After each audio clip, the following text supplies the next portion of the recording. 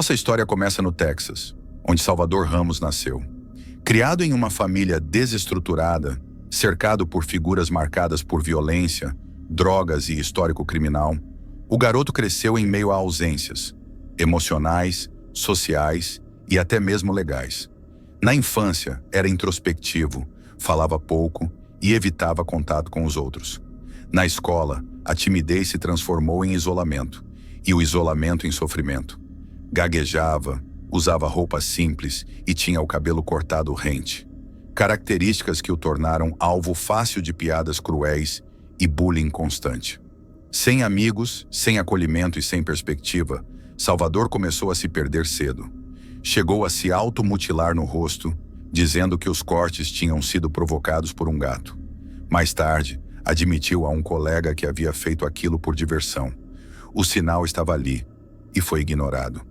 Aos poucos, ele se distanciou ainda mais da escola e da vida social. Saiu do ensino médio antes de concluir os estudos e passou a ocupar as madrugadas com atos de vandalismo, crueldade contra animais e comportamentos perturbadores. Usava uma arma de pressão para atirar em estranhos na rua e carregava sacos com gatos mortos. Transmitia tudo ao vivo por uma rede social pouco conhecida. E ainda assim, ninguém interveio. Entre uma live e outra, fazia ameaças às garotas que conhecia online, falava com voz estranha, usava sempre roupas escuras e, entre os colegas de trabalho, chegou a ganhar o apelido cruel de atirador escolar. As provocações, longe de intimidá-lo, alimentavam um ressentimento silencioso, que crescia a cada dia. Os primeiros sinais do que viria foram sussurrados por Salvador Ramos nas redes sociais. E ninguém escutou. A raiva contida, cultivada por anos, começou a se transformar em um plano meticuloso. Em setembro de 2021, ele tentou convencer a irmã a comprar uma arma para ele. Ela recusou. O pedido parecia estranho, mas ficou por isso mesmo. No dia seguinte ao seu aniversário de 18 anos, Salvador finalmente teve acesso legal ao que tanto buscava. Comprou um fuzil semiautomático. 3 dias depois, comprou outro, do tipo AR-15, arma comumente usada em guerras. Postou os recibos, as fotos e até vídeos exibindo munições e acessórios. Marcava outros perfis, como se pedisse atenção. Mas ninguém fez nada. Mais de 1.600 cartuchos foram adquiridos. Muitos do tipo 5.56, padrão da OTAN. Instalou um dispositivo de disparo rápido que aumentava a cadência dos tiros. Salvador estava se preparando para uma guerra e fazia questão de mostrar isso. O apelido cruel que ganhou no trabalho, atirador escolar, já parecia não ser mais uma piada, mas um presságio. Pelo aplicativo Yubo, enviava mensagens assustadoras para garotas. Numa delas, uma usuária perguntou: "Você vai atirar em uma escola?" Ele respondeu: "Para de fazer perguntas burras, você vai ver." Mesmo assim, nada aconteceu. Nem denúncia, nem alerta, nem bloqueio. Tudo estava ali: fotos, armas, frases enigmáticas, comportamento violento, mas nenhum adulto, familiar, colega ou autoridade percebeu. O que poderia ter sido evitado com uma conversa ou uma denúncia, logo se transformaria em algo irreversível. Na manhã de 24 de maio de 2022, Salvador Ramos acordou como se fosse apenas mais um dia. Mas dentro da casa, o clima era de tensão. Uma discussão com a avó por causa de um problema no Wi-Fi foi o ponto de ruptura. Após alguns minutos de troca de palavras, Salvador voltou para o quarto, pegou o celular e mandou mensagens enigmáticas para uma garota que havia conhecido online. Disse que faria algo com ela naquele exato momento. A garota, meio assustada, não sabia que aquele era o último aviso. Salvador pegou um rifle, saiu do quarto e atirou na cabeça da avó a queima-roupa. Ela caiu no chão, gravemente ferida, mas sobreviveu. Ainda consciente, conseguiu se arrastar até a casa de um vizinho e pedir socorro. Enquanto isso, Salvador colocava em prática o plano que vinha alimentando em silêncio por meses. Pegou as chaves da caminhonete preta da avó, carregou o carro com munições, armas e acessórios e partiu em direção à Robb Elementary School, a escola onde havia sofrido anos de bullying e isolamento. Mesmo sem saber dirigir bem, Conduziu o veículo até próximo da escola, mas perdeu o controle da direção, saiu da pista e bateu em uma vala. As rodas do carro foram danificadas, mas Salvador estava próximo o suficiente para continuar a pé. Vestia preto da cabeça aos pés, levava um colete tático, sem proteção balística, e empunhava um fuzil AR-15. Ao se aproximar do prédio, viu 2 funcionários da escola do lado de fora. Sem hesitar, apontou a arma e disparou. Eles correram desesperados e por pouco não foram atingidos. Esses primeiros tiros marcaram o início da tragédia. Vizinhos ouviram os disparos e chamaram a polícia, que já havia sido alertada por causa do carro batido.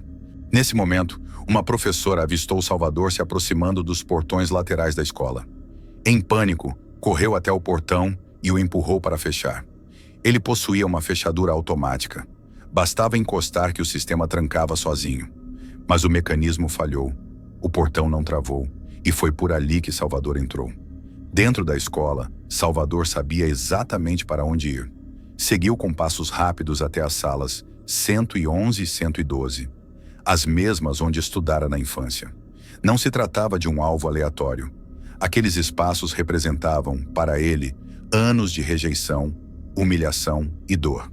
Mesmo que os antigos colegas já não estivessem lá, o ambiente era simbólico. E agora seria o cenário da vingança. A professora Irma Garcia, que estava em sala de aula, percebeu o atirador vindo pelo corredor. Tentou fechar a porta, mas não teve tempo. Salvador disparou pela pequena janela e invadiu o local. Ela foi a primeira vítima ali dentro, morta com um tiro a queima-roupa. Antes de continuar, ele fez algo perturbador. Colocou uma música triste para tocar no celular. Depois anunciou: "Vocês todos vão morrer." A cena virou um pesadelo. Crianças correram, gritaram, se esconderam. Algumas se jogaram no chão e tentaram se camuflar entre os colegas. Um menino de 11 anos se cobriu com o sangue de um colega morto para fingir que também estava sem vida. E sobreviveu. Salvador cruzava as 2 salas interligadas, disparando sem critério. Um professor tentou manter os alunos em silêncio, mesmo após ser ferido. Fingiu estar morto e, com sorte, sobreviveu. Uma criança gritou por socorro ao ouvir um policial dizer que ajudaria. Salvador ouviu e voltou para a sala, atirando nela friamente. Tudo isso aconteceu com a polícia já dentro da escola. A primeira viatura chegou em 4 minutos, mas ninguém agiu. Os agentes recuaram, aguardaram reforços. A sala continuava fechada, e o horror seguia sem interrupção. Enquanto Salvador Ramos permanecia trancado em sala com crianças e professores feridos, mais de 400 policiais armados até os dentes ocupavam os corredores da escola. Escudos balísticos, fuzis automáticos, coletes de última geração e máscaras de gás. Tudo isso parado. O que era para ser uma operação de resgate virou um espetáculo de hesitação. Os agentes entravam e saíam do prédio, falavam ao rádio, andavam em círculos. 3 vezes passaram pelo corredor onde o atirador estava, e nenhuma dessas vezes tentaram invadir a sala. Em um momento crítico, a própria polícia alterou o status da ocorrência de atirador ativo para barricado. Isso mudou completamente o protocolo de ação. Em vez de neutralizar a ameaça imediatamente, os agentes agora esperavam a chegada de uma chave. E o mais revoltante, a porta onde Salvador estava nunca chegou a ser verificada. Ela nem estava trancada. Lá dentro, Salvador continuava atirando. Crianças gritavam, choravam, se fingiam de mortas. E do outro lado da parede, homens treinados. Esperavam um comando. Esperavam reforço. Esperavam por uma ordem que nunca vinha. Enquanto isso, do lado de fora, os pais se desesperavam. Alguns imploravam para entrar. Outros, ao verem a inércia da polícia, tentaram invadir por conta própria e foram algemados. Uma mãe conseguiu se soltar, correu para dentro da escola e salvou os próprios filhos sozinha. Imagens de policiais usando álcool em gel ou se cumprimentando enquanto o massacre ainda acontecia deixaram a cidade inteira revoltada. A sensação era de que ninguém ali compreendia a gravidade do que estava acontecendo. Era como se os únicos em pânico fossem os pais. Depois de mais de 1 hora de terror, finalmente uma decisão foi tomada. Uma equipe de operações especiais entrou no prédio com o objetivo claro: encerrar aquilo de uma vez por todas. Armados, posicionados e preparados para confronto direto, os agentes avançaram pelo corredor, aquele mesmo por onde centenas haviam passado antes, sem agir. Ao invadirem a sala onde Salvador estava, os 2 primeiros policiais foram alvejados. Ambos morreram ali, mas o terceiro agente reagiu. Disparou múltiplas vezes contra Salvador, que caiu, ferido gravemente. Pouco depois foi declarado morto no local. O atirador tinha apenas 18 anos, mas havia levado com ele a vida de muitos inocentes. No fim, foram 21 vítimas fatais. 19 estudantes do ensino fundamental e 2 professoras. Outras 18 pessoas ficaram feridas. Salvador havia disparado 164 vezes. A polícia, apenas 35. A maioria durante a invasão final. O saldo foi catastrófico, não só pelo número de mortos, mas pelo tempo em que tudo aconteceu. Mais de 1 hora de massacre ininterrupto, enquanto o prédio estava cercado por centenas de policiais. Após o ataque, o comandante da operação foi afastado. Mas isso não apagou a marca que ficou em Uvalde, nem trouxe consolo às famílias. Em entrevista, o pai de Salvador pediu desculpas e disse que preferia que o filho tivesse morrido antes de machucar qualquer pessoa. Já a mãe, em tom frio, pediu para que não julgassem seu filho, pois ele tinha os próprios motivos. Motivos? Talvez. Justificativas? Nenhuma. O que aconteceu naquele dia foi uma sucessão de falhas, omissões e horrores, todos registrados, todos evitáveis. O caso de Uvalde não foi apenas sobre um jovem armado invadindo uma escola. Foi sobre tudo o que falhou antes dele apertar o primeiro gatilho. Falhou a família, falhou a escola, falharam os colegas de trabalho, falharam as redes sociais e, por fim, falhou a polícia. Os sinais estavam todos ali: o isolamento, a violência contra animais, as ameaças públicas, a compra de armas, os avisos nas redes. Salvador Ramos não escondeu seus planos. Apenas ninguém levou a sério. Mas nada se compara à falha final, a dos que tinham o dever de proteger.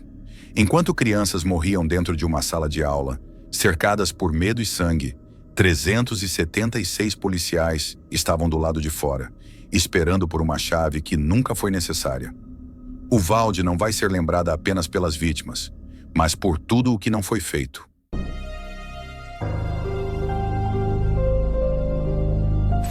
Mackenzie Sherilla tinha tudo para ser só mais uma adolescente comum do interior de Ohio. Bonita, ativa nas redes sociais e com um relacionamento aparentemente perfeito com Dominic Russo, um jovem empreendedor e carismático, conhecido por seu bom humor e espírito sonhador. Os dois namoravam desde 2021 e formavam aquele tipo de casal que dá bem nas fotos. Sorrisos largos, declarações públicas, planos de futuro. Era um namoro intenso, cheio de altos e baixos, típico da idade. Reatavam, brigavam, juravam amor eterno, se afastavam por semanas e voltavam como se nada tivesse acontecido. Amigos próximos já se acostumaram com essa dinâmica de idas e vindas. Apesar das discussões, os dois pareciam ligados por algo mais forte que a razão. Na noite de 30 de julho de 2022, Mackenzie convidou Dominic para uma festa. Davion Flanagan, um amigo querido do casal, também foi junto. Davion era um jovem tranquilo, generoso e doce. Havia sido adotado junto com as irmãs e sonhava em ter sua própria barbearia. Tinha um jeito calmo de lidar com tudo e era querido por todos. A festa foi animada. Os 3 se divertiram, dançaram e ficaram até o amanhecer. Por volta das 5 da manhã, decidiram ir embora. Mackenzie assumiu o volante do Toyota Camry. Dominic sentou no banco do passageiro e Davion foi atrás. A rota era curta e eles seguiram por uma rua industrial, pouco movimentada e quase deserta. Mas de repente, algo estranho aconteceu. O carro acelerou brutalmente.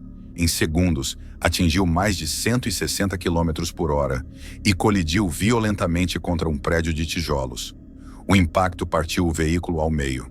Dominic e Davion morreram no local. Mackenzie, ferida, foi resgatada com o pé ainda preso no acelerador. Para a cidade de Strongsville, foi um choque. A tragédia se espalhou pelas redes sociais e pelas manchetes locais. 3 jovens, um carro destruído e a suspeita de mais um acidente causado por velocidade e imprudência. A princípio, ninguém via motivo para desconfiar, mas aos poucos, a história começou a mudar. Mackenzie foi levada ao hospital e, ainda em estado de choque, disse entre lágrimas: "A culpa foi minha." Uma frase que, para os investigadores, não soou apenas como lamento, mas como um alerta. A caixa preta do carro foi analisada, e ali estava o detalhe mais perturbador. Não havia sinal de frenagem. Mackenzie acelerou do começo ao fim. Em momento algum tentou parar ou desviar. O carro foi lançado diretamente contra o prédio, de forma deliberada. Ao investigar a relação entre Mackenzie e Dominic, os detetives começaram a juntar as peças. O namoro tinha um histórico conturbado.